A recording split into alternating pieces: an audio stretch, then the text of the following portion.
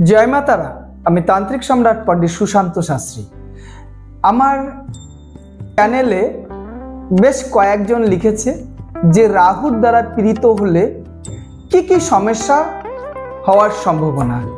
সম্পূর্ণ ভিডিওটা দেখুন এবং রাহুর দ্বারা পীড়িত হলে বা রাহু আপনার কুণ্ডলিতে যদি শুভ থাকে তাহলে আপনার কি হতে পারে বা কি সমস্যায় রাহু যদি আপনার অশুভ গ্রহ হয়ে দাঁড়ায় তাহলে আপনাকে কি বিরতি দিতে পারে বা রাহুর দ্বারাই আপনি কি হতে পারেন। যদি রাহু যদি আপনার জন্ম কুণ্ডলিতে যদি রাহু যদি আপনার শুভ গ্রহ হিসাবে যদি থাকে তাহলে আপনাকে রাহু যেরকম মানুষকে সর্বনাশের শেষ সীমান্তে নিয়ে যেতে পারে, রাহু যদি আপনার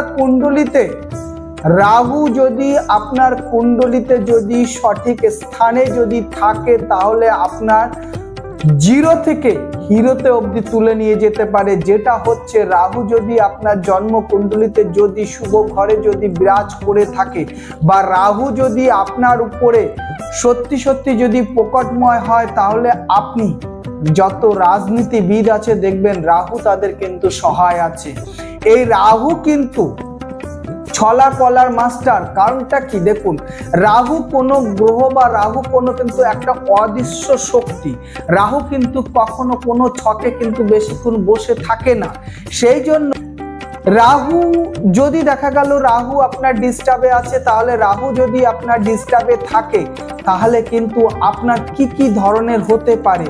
অকারণে চুরি চাষরামিতে জড়িয়ে যাবেন, অকারণে দেখা গেল কি আপনার বাড়িতে সর্বদাই কিন্তু ঝগড়াঝাঁটি অশান্তি। আপনি অফিসে বসে আছেন, দেখা গেল ছোট্ট খাট্ট কথা নিয়ে আপনার সঙ্গে কিন্তু বিরাটভাবে একটা মনোর অমিল হয়ে যাবে। দেখা গেল কি আপনি খুব সুন্দর একটা টিভি দেখছেন, টিভিতে খেলা দেখছেন বা কোনো সিরিয়াল দেখছেন, আপনার মুডটা এমন খারাপ হয়ে যাবে যে মনে হবে কি রিমোটটাকে ধরে ছুঁড়ে মেরে টিভিটাকে ভেঙে দিই।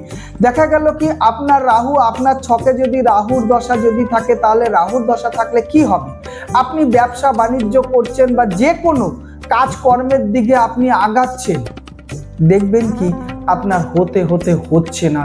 যুবা দেখা গেল আপনার ছোটবেলার একটা বন্ধু, তার সঙ্গে আপনি যে কোনো একটা ব্যবসাতে গিয়েছেন, কারণ তার সঙ্গে আপনার মনের মিলটা অনেকটা খুব ভালো অ্যাট্রাকশন আছে, কিন্তু দেখা গেল যে কোনো ব্যবসা বাণিজ্যে যাচ্ছেন সেই বন্ধুর সঙ্গে আপনাকে কিন্তু শত্রুতা করে দেবে।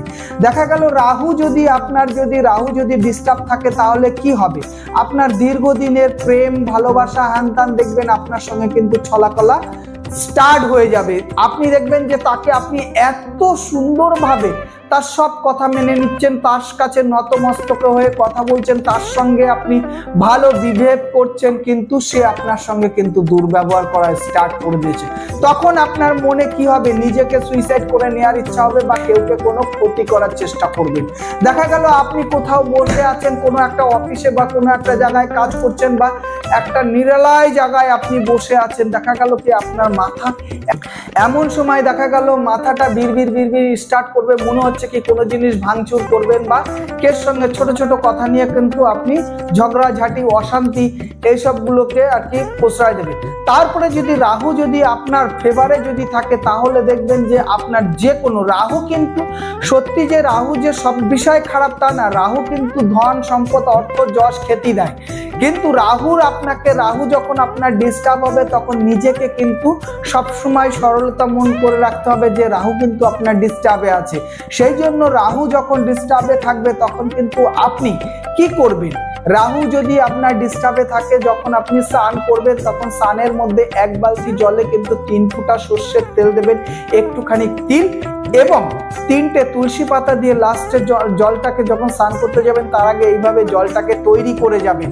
তারপরে যখন হচ্ছে আপনার স্নান শেষ হয়ে গেল, আপনি সাবান সাবুন দিয়ে স্নান করলেন, লাস্টে কিন্তু ওই জলটা আপনার মাথায় দিয়ে রাহু মন্ত্র জপ করে আপনি কিন্তু তখন বাথরুমের থেকে স্নান সেরে আপনি ঘরে আসবেন।